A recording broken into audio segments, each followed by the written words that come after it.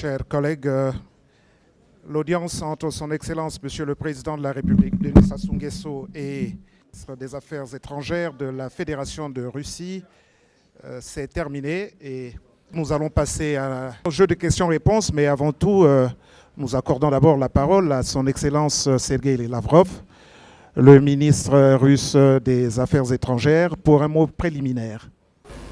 Прежде всего, хотел бы выразить признательность руководству Республики Конго за прекрасное гостеприимство и то внимание, которым окружили нашу делегацию.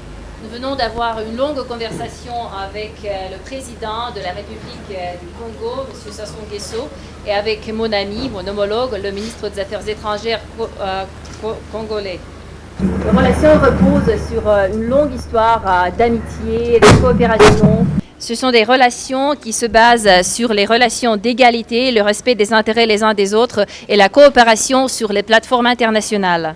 Nous avons abordé aujourd'hui les sujets du renforcement de notre coopération. Cela concerne le domaine économique. Il y a de belles perspectives dans ce domaine, y compris dans le domaine des hydrocarbures et de l'énergie. Aujourd'hui, nous avons vu une réponse très positive à ces perspectives.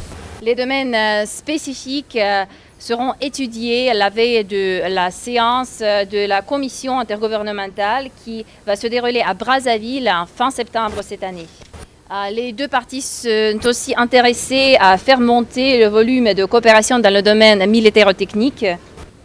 La Russie est déterminée de poursuivre dans son aide des amis congolais. Cela concerne également la formation. Nous octroyons des bourses et le nombre de bourses avait été augmenté. Pour l'instant, cela fait 150 étudiants par an et cela met la République du Congo à la 3e place parmi tous les pays africains. Et en total, pendant toutes les années, plus de 8000 étudiants ont fait leurs études en Fédération de Russie, à l'époque soviétique aussi, y compris le ministre des Affaires étrangères.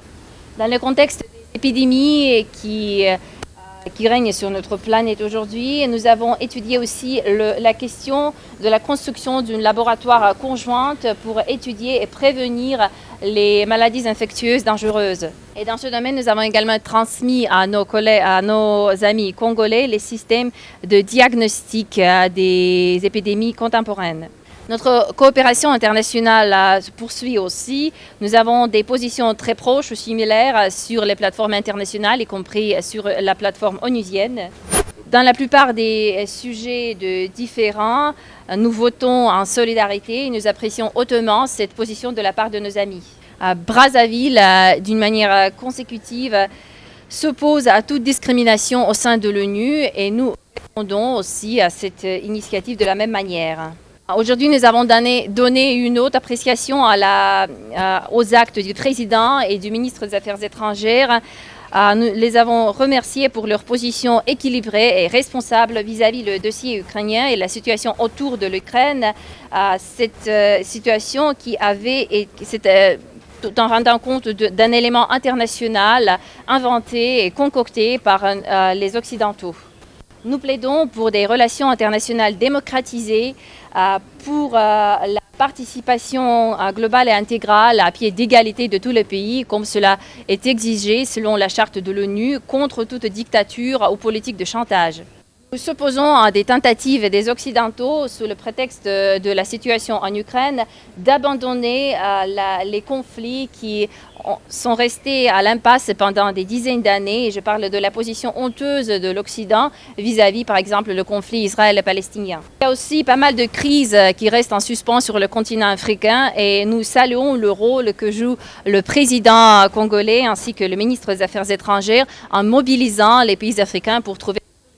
Cela concerne avant tout la République démocratique du Congo, la région des Grands Lacs, le Mali, le Somalie, la République centrafricaine. C'est là où le Congo, avec d'autres pays africains, cherche à trouver des solutions positives. Je voudrais aussi noter le rôle du président Sassou Nguesso en tant que président de la commission du haut niveau de l'Union africaine sur la Libye. Monsieur le Président a partagé son idée d'organiser une conférence de la réconciliation de la Libye où il entend inviter tous les participants, tous les représentants de la Libye pour assurer la participation totale. Nous saluons particulièrement cette initiative qui met l'accent sur le caractère inclusif de la conférence parce que toutes les tentatives précédentes de la part de l'Union européenne ou même du secrétariat de l'ONU ne misaient pas sur ce caractère inclusif et ne prévoyaient pas la participation de tous les représentants libyens. Étant donné que le président entend engager aussi des acteurs extérieurs, y compris la Russie, nous sommes déterminés d'aider nos amis pour organiser cette conférence. En conclusion, je voudrais encore une fois remercier nos amis congolais et rappeler mon ami congolais que maintenant c'est son tour de venir en Russie. Donc la question concerne la sécurité alimentaire qui est surtout importante aussi pour le continent africain qui dépend des livraisons du blé, y compris en provenance de la Russie. Donc les États-Unis et l'Ukraine ont déjà condamné la Russie qui, selon eux, avait fait fi à l'accord qui avait été conclu en Turquie, qui était causé par la situation avec un navire militaire à Odessa et la base de munitions américaine. En fait, nos amis occidentaux ont beaucoup d'expérience de présenter les faits d'une manière dénaturée et donc je ne suis pas surpris du tout.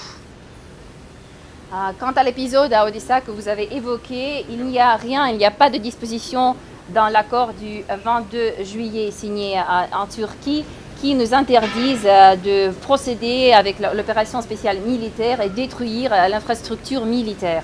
Et si je ne me trompe pas, les représentants du secrétaire de l'ONU hier ont confirmé cette interprétation des faits. Quant à l'objet des frappes que vous avez mentionné, c'est un objet qui se trouve dans la partie soi-disant militaire du port d'Odessa et c'était un capteur militaire qui a été misé ainsi que le stock d'armes là où se trouvent les roquettes anti-navires américains. Maintenant, ces armes ne représentent plus de menace pour nous.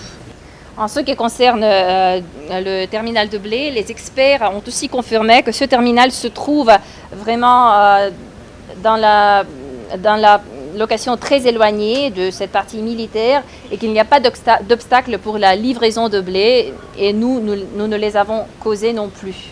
Nos amis congolais comprennent très bien les causes de la crise présente alimentaire qui s'est accumulée pendant les derniers 3 ans. Ce sont notamment la politique erroneuse des Occidentaux. Et je crois qu'ils se rendent compte aussi que c'était notamment la politique des Européens sous la houlette des Américains qui a causé l'augmentation des prix. Et aujourd'hui, nous avons discuté les moyens concrets, comment la Russie et le Congo pourraient éviter les obstacles créés artificiellement par les Occidentaux. Le domaine d'investissement, le domaine économique, pour que ces relations soient soustraites à ces restrictions inventées par les Occidentaux. Monsieur le ministre, et vous, que représente pour vous cette visite, la toute première de Sergueï Lavrov chez Denis Sassou Nguesso, ici à Oyo, en terre congolaise? Господин министр, и для вас лично, что представляет собой такой первый визит министра иностранных дел Сергея Лаврова в Республику Конго? Дорогой, буду я говорить по-французски. Позволяешь? Je vais parler français. Je crois que avec la grande expérience d'homme d'État, le président Sassou a connu comme président Brejnev, il a connu Andropov, il a connu Tchernenko, il a connu Gorbatchev, il a connu Yeltsin hier et Poutine aujourd'hui. Donc avec un tel palmarès, on est forcément regardé comme la mémoire diplomatique, l'une des plus grandes mémoires diplomatiques qui soit. Donc c'est un grand événement que la présence de Sergueï Lavrov, diplomate chevronné que tout le monde connaît, ici à Oyo, en pays forestier de l'Équateur, en terre congolaise. C'est un grand événement. Et puis, ma foi, en Afrique, et nos amis européens le savent, hein, les Européens de l'Est comme ceux de l'Ouest, ils savent qu'en Afrique, on vénère les anciens. Dans des situations difficiles, on s'en remet à la sagesse des anciens. Vous avez remarqué qu'il y a quelques semaines, le gouvernement italien a dépêché ici en République du Congo son ministre des Affaires étrangères. Il y a une décade à peine, le gouvernement américain a dépêché à Brazzaville son envoyé spécial en Libye. Et il y a peut-être 4 jours, 5 jours, le gouvernement chinois a dépêché également Madame Hu Jingwu, envoyé spécial auprès du président Denis Sassou Nguesso. Et aujourd'hui, nous avons le bonheur d'accueillir Sergueï Lavrov qui vient avec de bonnes nouvelles, notamment cet accord qui a été signé en Turquie, parrainé par les Nations Unies et la Turquie, qui devrait relancer la commercialisation du blé ukrainien à travers la mer Noire et en franchissant le détroit du Bosphore. Et puisqu'on parle d'Ukraine, oui, vous savez, la position de notre pays n'a pas varié depuis le début de la crise entre la Russie et l'Ukraine. Cette position est adossée sur celle de l'Union africaine. Quel est le fondement de cette position? Eh bien, nous n'avons pas voulu faire comme jeter de l'huile sur le feu. Bien au contraire, nous, avec amitié, avec respect, nous suggérons à nos amis de part et d'autre de rechercher les voies et moyens pour avoir peut-être une solution négociée dans cette crise. Et puis Sergueï l'a dit tout à l'heure, la Libye est un dossier que la Russie maîtrise bien. La Russie est un des acteurs majeurs sur le terrain et c'est une bonne nouvelle aussi que la Russie soutient puissamment le projet que porte le président Denis Sassou Nguesso d'organiser une conférence de réconciliation interlibyenne inclusive, prélude aux élections générales.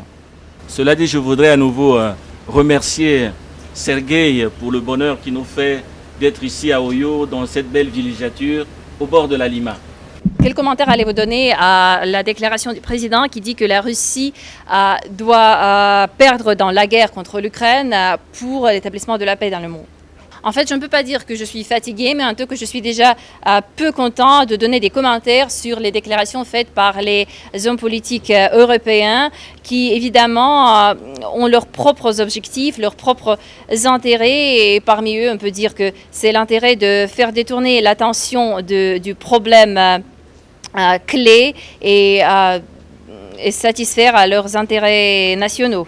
Cela me rappelle de plus en plus souvent l'image qui avait été créée dans la littérature russe, c'est l'image du gilet de Piquette. En fait, ce monde quasiment libre où la Pologne voudrait entraîner l'Ukraine, c'est le monde que je n'appellerais pas libre. C'est là où les États européens ont déjà soumis à la dictature américaine au détriment de leur situation sociale et économique. Voici ce monde libre. Спасибо большое. Merci.